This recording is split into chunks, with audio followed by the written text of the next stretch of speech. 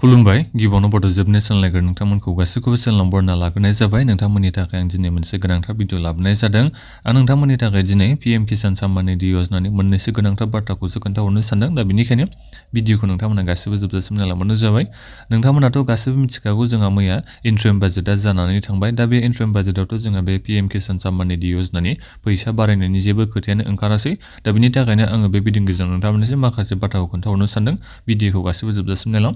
आं गिबियाव नोंथांमोननिसिम गुरै खावलायहरनाय थाग्रोबाय जायफोर नोंथांमोना चेनेलाव गोदानै फैनाय चेनेलखौ नोंथांमोना गासिबो अननानै साबस्क्राइब खालामना लाबानो जाबाय जाहाथे नोंथांमोना बेबादिनो आपडेटखौ मोनबाय थानो हायो।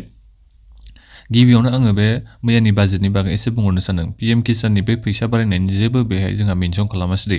माने बे जोंहा इउनियन बे इन्ट्रिम बाजेटमोन नालाय मैया जानानै थांनाया। दा बेहाय ओरैनो मेनसनल'सो खालामदों नाथायबा बेहाय पीएम किसाननि फैसाया जेनेबा बोसोराव नोंथांमोना दायो 6,000 रां मोनो नालाय। दा बे 6,000निफ्राय 3,000 बारायगोन बेनि जेबो दायो खबरखौ मोनफिनासै दे। दा बेनिखायनो बुंनो हाला जेनेबा नोंथांमोना पीएम किसाननि फैसाया बारायदेरगोन होननानै बेखौ बुंनो हाला आरो ओरैनोथ' खोनादोंमोन जेनेबा 3,000 बारायदेरगोन होननानै नाथायबा बिनि दायो जेबो आपडेट गैथ'ला।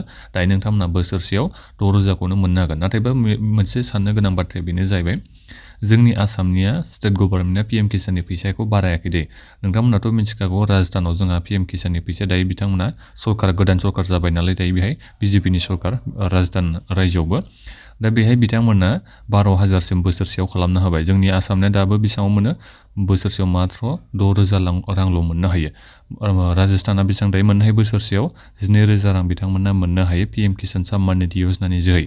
बिनिफ्राय जोंना मध्य प्रदेशना बेसेबां मोननो हायो बोसोरसेयाव 15,000 रां बिथांमोना मोननो हायो। मध्य प्रदेश रायजोनि जायफोर माने पीएम किसाननि फैसा मोनो बिथांमोना बोसोरसेयाव दायो 15,000 रांखौ मोननो हायो। मध्य प्रदेशआवबो जोंहा मा सोरनि सरकार बीजेपीनि सरकार ओमफ्राय राजस्थानावबो जोंहा सोरनि सरकार बीजेपीनिनो सरकार। दा जोंहाबोथ' आसामा बीजेपीनि सरकार नाथायबा जोंना दाबो पीएम किसाननि फैसाया 6,000निफ्राय एसेबो बारायाखै।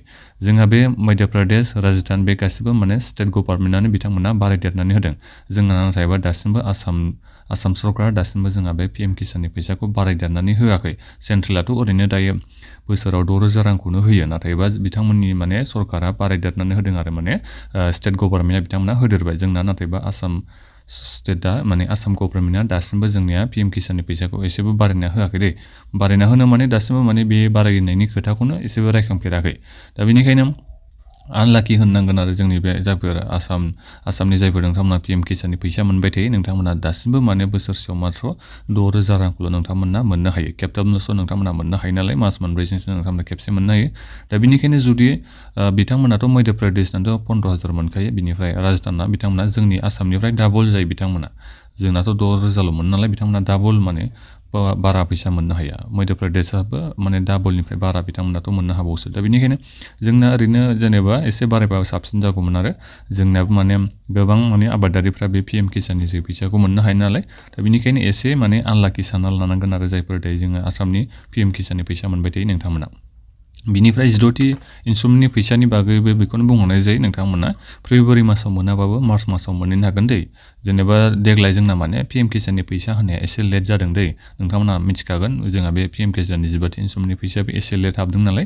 दा बेनिखायनो बे पीएम किसाननि 16थि इन्सुरेन्सनि फैसायाबो फेब्रुवारिनि लास्ट थारिखफ्राव जाहैनो हागौ नङाबा नोंथांमोना मार्चनि 15नि सिगां नोंथांमोना मोनहैनो हागौ दे बे चान्स दङ। एसे लेट जादों नालाय दा बेनिखायनो आं बे डेटखौ नोंथांमोननिसिम खोन्थाहरनाय जाबाय। बिनिफ्राय लेन्ड सेटिं खालामना लायाखैबा खालामबानो जाबाय। इक्वेसिखौ नोंथांमोना होना लाथारनांगोन बेखौथ' नोंथांमोना मिथिखायो। जायफोर नोंथांमोना दाख्लै जानुवारि 30नि सिगां इक्वेसिखौ होना लायाखैबा नोंथांमोना दा पीएम किसाननि बे 16थि इन्सुरेन्सनि फैसाखौ मोननाय नङा दे। दा बेनिखायनो जाहाथे इयुनाव नोंथांमोना पीएम किसाननि फैसाखौ मोनबाय थानो हायो इक्वेसिखौ दाबो नोंथांमोना होनानै लानो हायो। नोंथांमोना मात्र बे 16थि इन्सुरेन्सनि फैसाखौल'सो एबार खेबसे हाबनायाव मोननाय नङा नाथायबा उनाव नोंथांमोना 16थि इन्सुरेन्सनि फैसा हाबैखौ माने 17 इन्सुरेन्सआव नोंथांमोना मोनहैनो हागोन दे। दा बेखौनो आं बे भिडिअनि गेजेरजों बुंहरनाय जाबाय। दा नोंथांमोना मा सानो बे मध्य प्रदेश राजस्थान बिथांमोनाथ' बुरजा होदों नालाय जोंनि आसामनिया 6,000आनो। दा बिनि सायाव नोंथांमोना मा खालामनो मा कमेन्ट खालामनो गोसो खालामबानो जाबाय। गावबा गावनि रायखौ होबानो जाबाय। दा बेखिनियानो बे भिडिअआ लाइक खालामबानो जाबाय आरो शेयार खालाम बे भिडिअखौ चेनेलखौ गोदानै फैदोंबा चेनेलखौ साबस्क्राइब खालाम। गोजोन्थों।